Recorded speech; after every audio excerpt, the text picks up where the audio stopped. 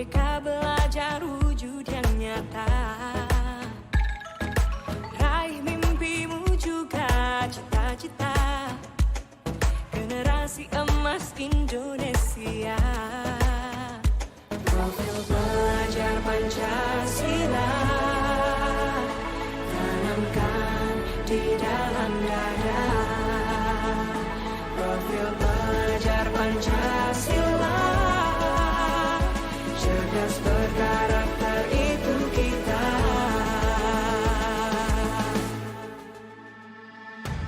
Beriman dan bertakwa pada Tuhan yang Maha Esa.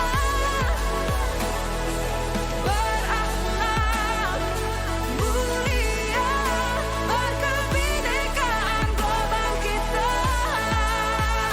Gotong royong, berjiwa mandiri, berpikir kreatif dan bernalar kritis. Perbedaan bukan suatu halangan untuk kita saling bergandeng tangan. Bhinneka Tunggal Ika, semboyan negeri kita yang harus kita jaga bersama. Assalamualaikum warahmatullahi wabarakatuh. Waalaikumsalam warahmatullahi. Selamat Nggih, Pak pagi Pak Fauzi. Nggih, Ya. Pak Zaki, selamat pagi. Alhamdulillah, terima kasih atas kesempatannya. Nggih. Hari ini saya mau sedikit wawancara dengan jenengan. Nggih, Oke. siap monggo. Temanya tentang pengambilan keputusan Bapak. Pengambilan keputusan. Keputusan terutama di lembaga penjenengan. Oh. Di lembaga mana kalau boleh tahu saya? Nggih, saya ini alhamdulillah diamanai menjadi kepala sekolah di SMP Muhammadiyah Boarding School MBS Jombang. Alhamdulillah. Sudah berapa tahun Bapak kalau boleh tahu? Saya sudah 3 tahun berjalan, Bapak. Oh, subhanallah. 3 Kalau tahun. selama satu periodenya 4 tahun. Jadi ini kurang Itu. 1 tahun lagi, insyaallah. Semoga bisa semakin eksis Insyaallah, sehingga mohon doanya. jenengan masih dipercaya menjabat amanah itu. Oke. Walaupun berat saya yakin jenengan. Baik Bapak, Nggih. pertanyaan pertama untuk wawancara kali ini, selama ini Bapak, Nggih, selama nggih. jenengan menjabat sebagai kepala sekolah, Siap. bagaimana Pak Fauzi dapat mengidentifikasi kasus-kasus yang mana merupakan dilema etika dan Nggih. atau bujukan moral. Bagaimana Pak? Yang pertama mungkin gini Pak Zaki. Dua hal yang berbeda. Ada dilema etika sama bujukan moral. Nggih, betul. Betul ya? Betul. Dari kedua ini tentunya punya pengertian yang berbeda. Dilema etika itu kita dihadapkan dengan benar dan benar. Benar lawan benar. Permasalahannya Ya. benar lawan benar. Artinya pengambilan keputusannya pun nanti kita juga tidak sama dengan pengambilan keputusan pada saat di bujukan moral. Karena bujukan moral itu kita dihadapkan dengan benar lawan salah. Jadi secara pengambilan keputusan lebih mudah, benar salah. Atau Gitu, yang Pak. bujukan moralnya itu ya, karena sudah kelihatan. Iya, iya. Tapi kalau dilema etika, maka kita di situ harus benar-benar mempertimbangkan. Ya kan? Banyak pertimbangan. Mempertimbangkan, benar-benar kita harus bijak memilih gitu kan. Iya. Betul ya? Betul, betul. Saya kira seperti itu kelihatannya yang Oh. saya pahami. Nggih, nggih. Terima kasih Bapak. Jadi kalau untuk dilema etika ini benar melawan benar. Saya pahamnya seperti itu, Nggih. betul. Nggih. Sedangkan untuk bujukan moral lebih mudah karena ada Lawannya juga. salah, lawannya Jelas, salah. iya. Nggih. Baik, baik. Betul. Terima kasih. Kemudian pertanyaan berikutnya Bapak. Selama ini juga bagaimana panjenengan untuk menjalankan pengambilan keputusan, terutama untuk kasus-kasus di mana dua kepentingan yang Oke. sama-sama benar atau tadi yang disebut dengan dilema Dilema etika. etika dan sama-sama mengandung Oke. nilai kebajikan. Apa tadi? Yang pertanyaan Bagaimana pengambilan keputusannya? keputusan? Bagaimana pengambilan keputusannya? Untuk kasus yang dilema etika. dilema etika. Jadi gini Pak, ketika kita memutuskan keputusan terkait dilema etika, karena dengan benar dengan lawan benar, maka ada beberapa hal yang perlu dilaksanakan. Baik, baik. Nggih. Yang pertama itu kita harus mengidentifikasi permasalahan ini bagaimana, siapa yang terlibat di dalamnya. Oke. Kemudian apakah ada hubungannya dengan murid peserta didik. Kemudian yang kedua, setelah kita mengidentifikasi, maka kita bisa memecahkan masalah tersebut melalui diskusi kebersamaan gitu kan. Kemudian yang ketiga, setelah kita berdiskusi, di dalam diskusi itu nanti kita akan bisa memetakan permasalahan ini, karena saya yakin nanti di situ pasti kalau kita berpendapat banyak orang, di situ kita akan menemukan mana yang dirugikan, mana yang banyak dirugikan, mana yang banyak diuntungkan. Ini kita harus benar-benar jeli, dan barulah nanti dalam pengambilan keputusannya itu nanti kita secara bersama-sama itu memutuskan, kemudian diputuskan oleh pimpinan ya tentunya ya, karena yang kita ajak diskusi itu tadi kan termasuk guru dan siapa yang terlibat di dalamnya kan ya. Kalau ada terlibat siswa ya maka di situ juga ada siswa yang kita ikutkan, betul ya. Kemudian yang terakhir, keputusan itu diambil secara transparansi. Ini menarik Bapak. Ya. Jadi kalau bisa saya tangkap tadi, pertama penjenengan identifikasi dulu permasalahan, kemudian mengumpulkan warga sekolah, bahkan melibatkan siswa, perwakilan siswa. Kalau memang itu di situ menyangkut dengan dan yang terakhir ini transparansi dalam pengambilan keputusan. Terima kasih. Pertanyaan selanjutnya Bapak, ini langkah-langkah atau prosedur seperti apa yang biasa penjenengan lakukan selama ini? Langkah-langkahnya? Langkah-langkah atau prosedur seperti apa? Sebenarnya hampir sama Pak. Jadi yang sudah saya jawab tadi itu, langkah-langkahnya kan mengidentifikasi, ya, berdiskusi, kemudian pengambilan keputusan secara bijak, terus transparansi tadi dalam pengambilan keputusannya, dan yang terakhir kita ada uji validasi ya. Uji validasi di situ kita lihat perkembangan dari masalah ini ke depan. Jadi tetap kita awasi. Ada refleksi ya. Kita tahap refleksi ya, pengujian itu kita kira-kira ini berdampak baik tidak? Itu tetap ada controlling yang benar-benar harusnya tetap kita awasi. Betul. Sehingga nanti kita nggak hanya melepas sampai situ saja. Kalau menurut saya seperti itu. Kalau saya tangkap tadi dari langkah penjenengan ada keberlanjutan. Nah, masih ada kontrol. Baik. Betul. Terima kasih. Kemudian hal-hal apa saja yang selama ini jenengan anggap efektif dalam mengambil keputusan, khususnya kasus-kasus dilema etika yang paling efektif? Yang paling efektif adalah bagaimana kita menyikapi masalah itu kemudian mendiskusikannya.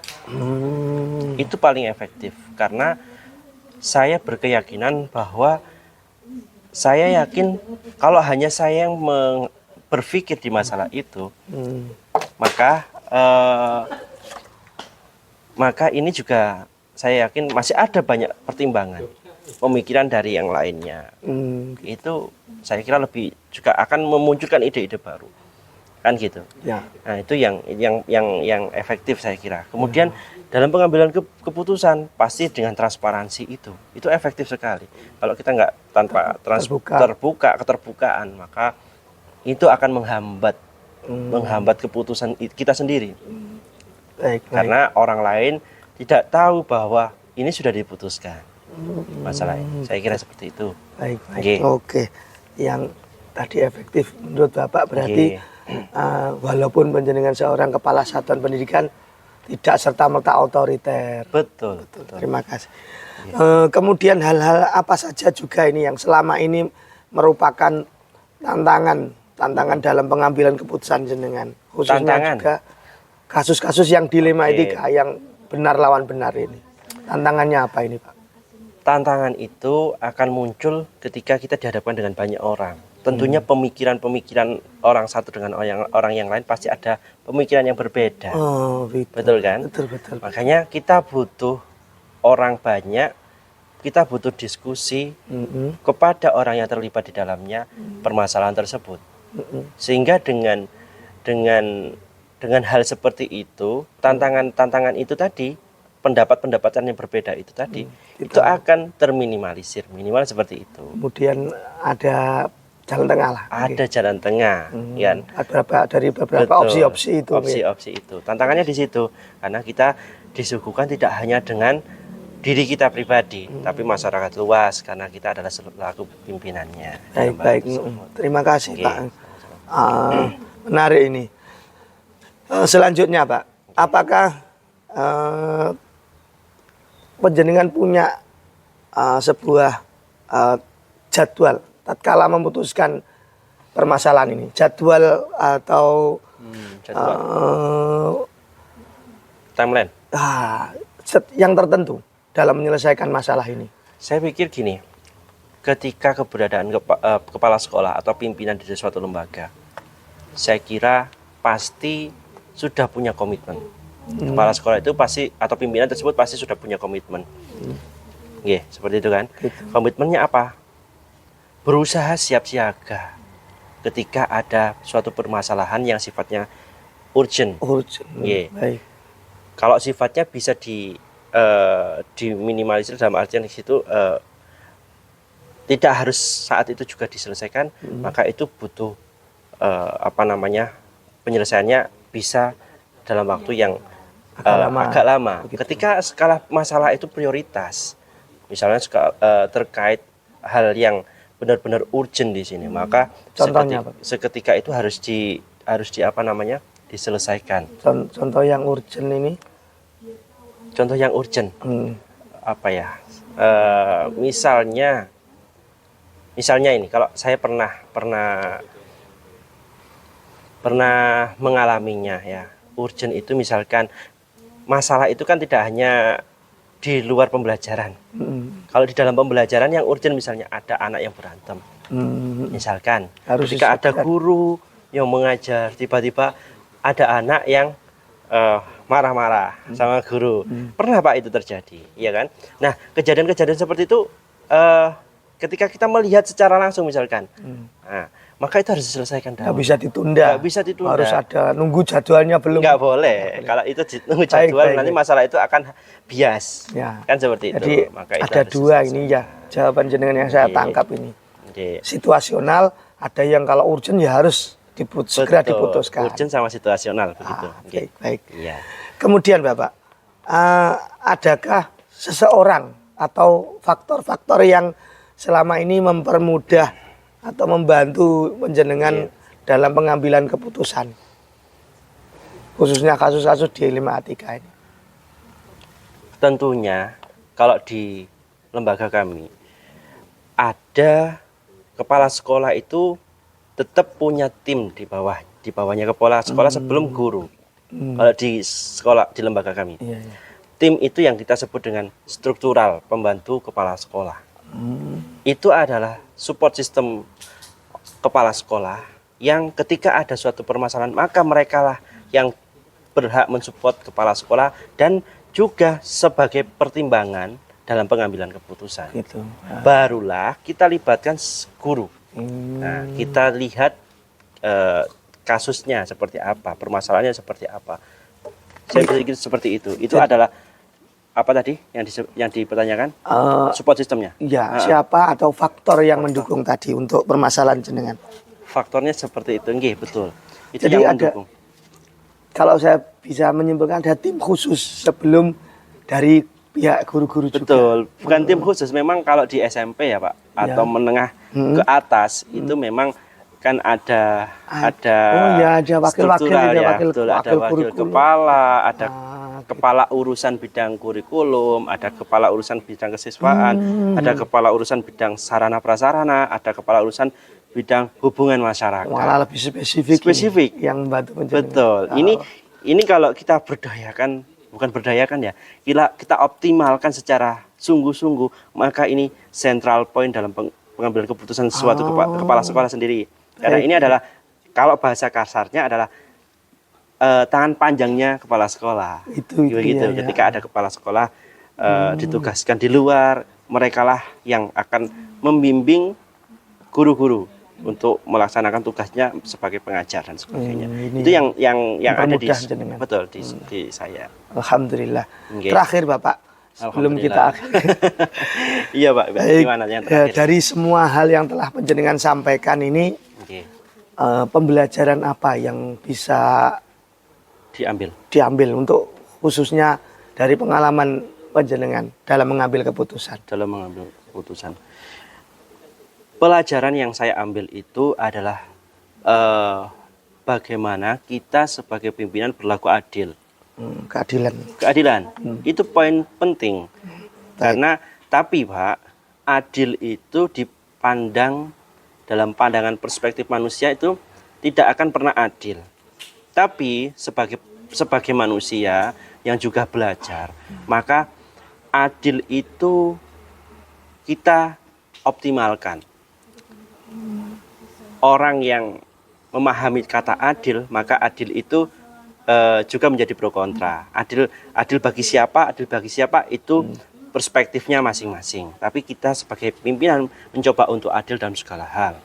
Itu poin dalam pemutusan masalah. Kemudian yang kedua, dalam memutuskan permasalahan, apapun itu permasalahannya, berusahalah diskusi.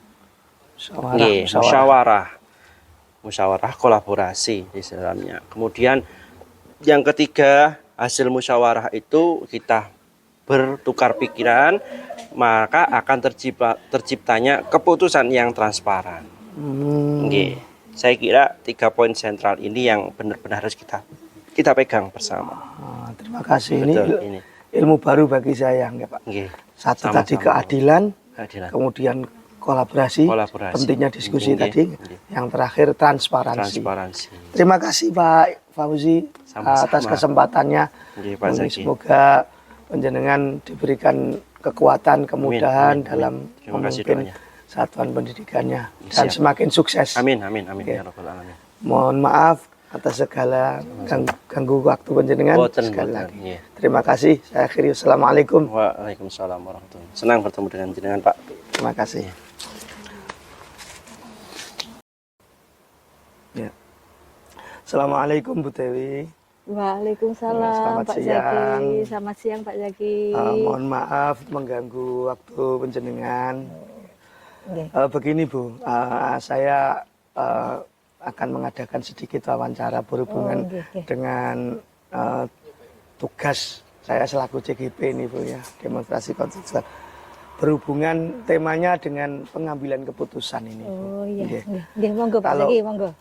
Bu, ini walaupun saya sudah tahu kalau bisa dari panjenengan.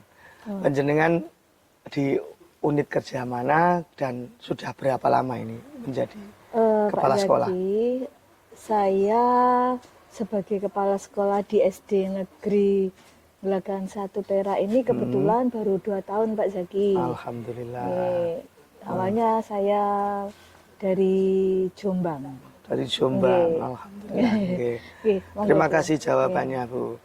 Ini ke pertanyaan yang lebih seriusnya.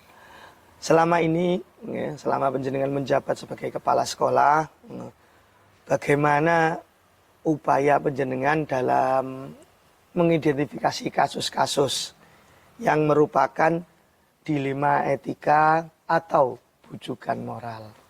Jadi ada 2 Bu, kasus dilema etika dan bujukan moral. Bagaimana panjenengan mengidentifikasi? Terima kasih Pak Yaki. Saya ingin mencoba menjawab. Biasanya saya dapat mengidentifikasi dilema etika ketika ada 2 nilai atau kepentingan yang bertentangan, Pak. Misalnya antara menegakkan aturan sekolah dan mempertimbangkan situasi pribadi siswa. Kasus-kasus ini muncul ketika tidak ada kepastian moral dalam memutuskan mana yang benar atau mana yang adil. Saya juga memperhatikan apakah nantinya keputusan tersebut akan menimbulkan dampak yang signifikan pada siswa atau komunitas sekolah secara keseluruhan. Begitu, Pak. Oh, jadi yang bisa saya tangkap kalau dilema etika ini antara keputusan benar melawan benar. Nggih. Jadi apapun keputusannya tetap benar. Ya, seperti itu Pak. Terima kurang kasih Bu. lebihnya. Pertanyaan berikutnya, selama ini ketika panjenengan menjalankan pengambilan keputusan di SDN Gagahan 1 ini, terutama untuk kasus-kasus di mana dua kepentingan yang sama-sama benar atau sama-sama mengandung nilai kebajikan, bagaimana panjenengan dalam menjalankan pengambilan keputusannya? Begini Pak, biasanya yang pertama kali saya lakukan, saya akan melibatkan dari rekan guru.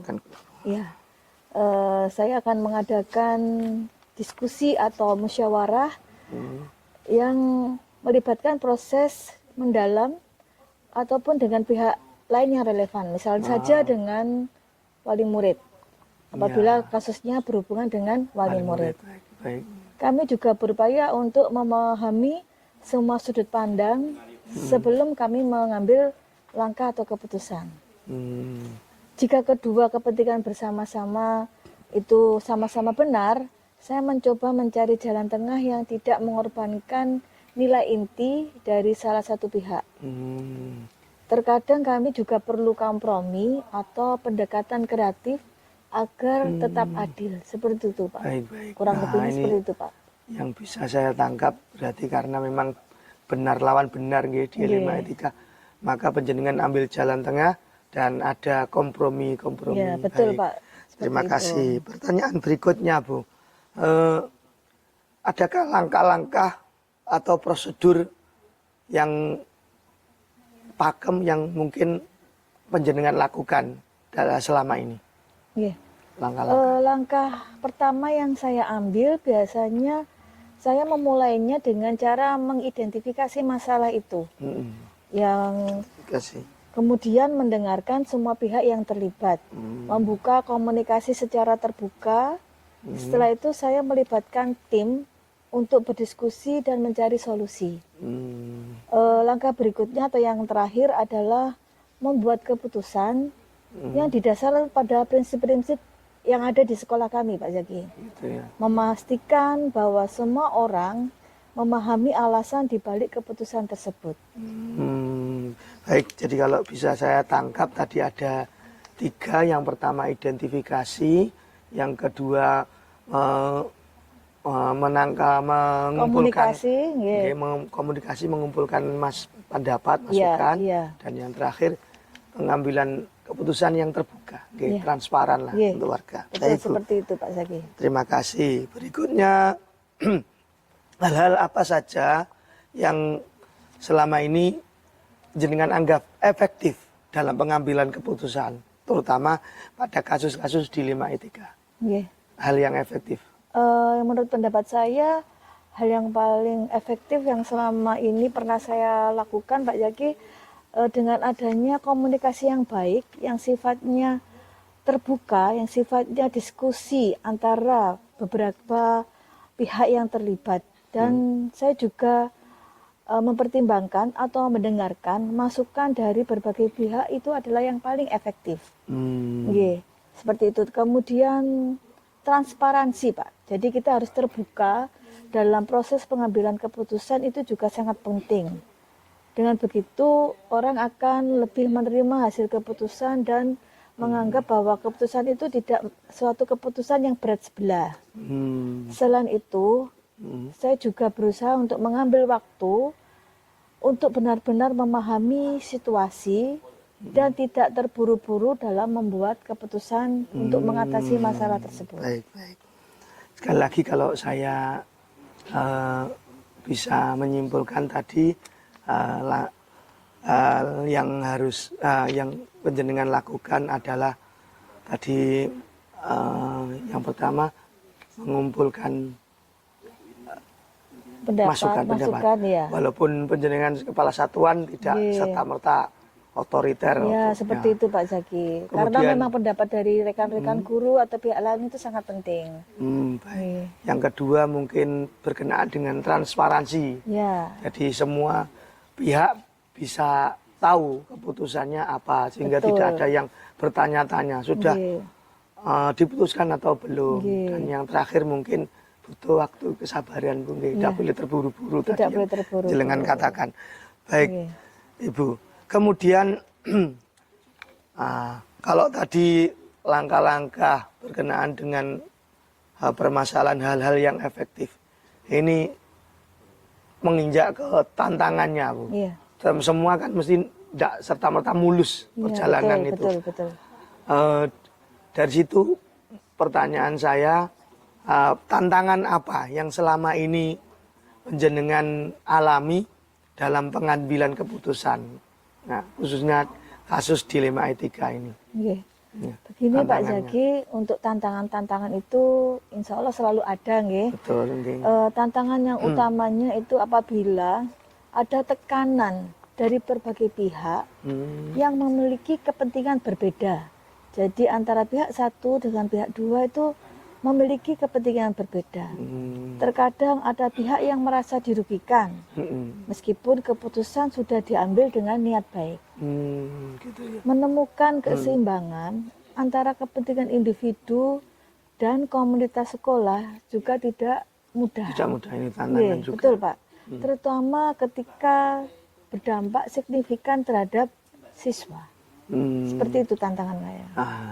Kalau bisa saya tarik kesimpulan juga, memang menyatukan. Namanya saja lain lubuk, lain airnya itu. Ya, Bu, ya. betul, Jadi tiap orang mungkin pemikirannya beda-beda, apalagi ada dari segi kepentingan. Iya. Pasti ada yang dirugikan, ada yang merasa diuntungkan. Iya, betul Baik, Pak. itu tantangannya.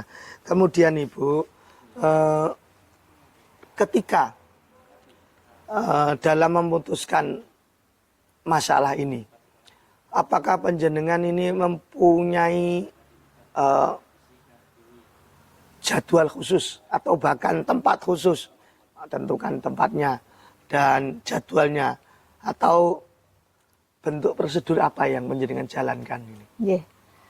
Biasanya untuk tempat kami sering menerima keluh kesah atau permasalahan dari pihak-pihak yang terkait itu di kantor guru, Pak. Kantor guru. Karena memang di lembaga kami belum ada kantor BP atau khusus konseling yang seperti di SMP ya, Pak Iya, ya. Jadi kami memilih tempat yang nyaman itu di kantor guru atau di kantor kepala sekolah. Seperti itu, Pak.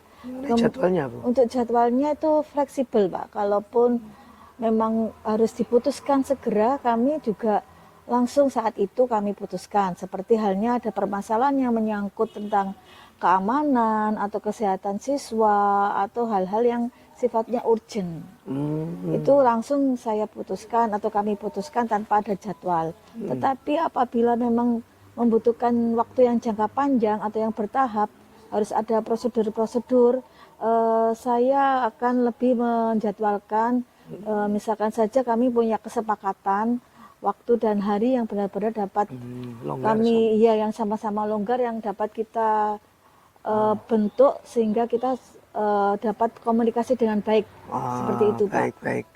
Kesepakatan, kita buat Berarti kesepakatan. ini sifatnya situasional, Bu. Iya, situasional. Lihat masalahnya. Kalau Iya. memang urgent, ya mau tidak mau, nggih. Langsung, Nggih. nggih, Tapi sifatnya. penjenengan tetap punya jadwalnya. Nggih, Baik. betul, Pak. Terima kasih. Kemudian adakah seseorang, orang entah itu siapa, nggih, atau faktor yang selama ini turut mempermudah dalam membantu penjenengan untuk mengambil keputusan, dalam pengambilan keputusan ini? Nggih. Yang paling sering membantu, yang paling itu pihak yang paling penting itu adalah rekan guru. Rekan guru. Iya, rekan guru yang satu lembaga seperti itu, Pak. Bagaimana dengan Bapak pengawas? Iya. Untuk pengawas kami juga, tapi gini Pak, maksud saya untuk pihak yang pertama yang paling dekat, paling penting nggih. itu guru, Iya. kemudian stakeholder, Betul. Nggih. stakeholder, kemudian Bapak pengawas Oh. atau atasan saya, seperti itu, Pak. Jadi itu adalah pihak-pihak terkait yang sangat membantu apabila kami mendapatkan permasalahan. Seperti itu, Pak. Selain itu, pedoman etika dan nilai-nilai yang dipegang oleh sekolah juga memudahkan saya dalam mengambil keputusan yang konsisten. Oh iya. Nggih, yang sesuai dengan Harus misi ada sekolah. aturan juga. Nggih, ya, aturan tetap berpedoman. itu. Nggih, nggih, Ya, seperti itu, Pak. Menarik ini Bu. Nggih. Pertanyaan terakhir Bu. Terakhir. Tadi sudah banyak sekali yang Ibu jawab dan banyak sekali hal yang menarik. Terakhir, dari semua hal yang telah panjenengan sampaikan, ya, Iya. dari awal tadi hingga sampai detik ini, pembelajaran apa yang bisa diambil, dipetik dari pengalaman panjenengan selama dalam pengambilan keputusan ini? Nggih. Banyak sekali ya Pak Zaki ya yang Banyak. dapat saya Yang peroleh. paling pokok. Yang paling pokok itu saya banyak belajar dari sini nggih. Banyak belajar bahwa pengambilan keputusan yang melibatkan dilema etika itu membutuhkan pertama adalah kesabaran. Nggih, yang kedua empati Nggih. dan keberanian untuk mendengarkan semua pihak. Jadi kita tidak boleh berat sebelah seperti itu. Harus semua pihak itu harus sama-sama kita dengarkan. Tidak ada keputusan yang sempurna Pak Yagi, tetapi kami tetap berusaha melaksanakan secara transparansi, secara komunikasi yang baik dan keterbukaan terhadap masukan-masukan yang penting Luar biasa. dari berbagai pihak. Nah, pengalaman ini juga mengajarkan saya bahwa proses lebih penting daripada hasil akhir. Seperti itu Pak Yagi. Oh, baik. Terutama dalam hal kepercayaan dan integritas yang dibangun dalam proses tersebut. Jadi tentunya Allah Tuhan ini tentunya tidak melihat ya seberapa hasilnya gitu. Nggih, nggih. Baik. Tentunya panjenengan usaha ini yang diprioritaskan, Pak. Ikhtiar. prosesnya sama Saya dengan dengan ikhtiar juga Pak. Masya Allah. Ya, usaha dan atau ikhtiar. Nggih. Baik Ibu, menarik sekali pembicaraan kita. Tapi tidak elok kalau saya berpanjang lebar. Nggih. Banyak sekali yang saya peroleh dari panjenengan, mulai dari langkah-langkah pengambilan keputusan sampai dengan siapa saja atau faktor yang mempermudah panjenengan, dan yang terakhir tadi pelajaran pokok yang bisa dipetik dari panjenengan. Luar biasa sekali. Sekali lagi terima kasih Sama-sama, atas Pak Zaki. waktunya. Sama-sama. Dan semoga semakin sukses dalam Amin, amin. tugasnya dan dimudahkan oleh Allah. Amin. Doa yang sama buat Pak Zaki juga. Sama-sama. nggih. Terima Nggih, kasih nggih, Ibu. sama-sama, Pak. Mohon maaf permisi nggih. Assalamualaikum warahmatullahi wabarakatuh. Waalaikumsalam warahmatullahi wabarakatuh.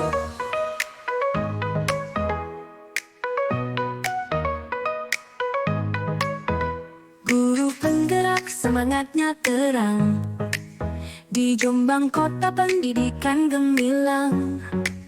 Merdeka belajar cita-cita bersama, Angkatan 11 majukan kita. Maju terus pantang mundur, ilmu ditanam siswa disubur, harapan tinggi masa depan cerah, Angkatan 11 tetap semarak. Jombang berseri karena mereka guru penggerak.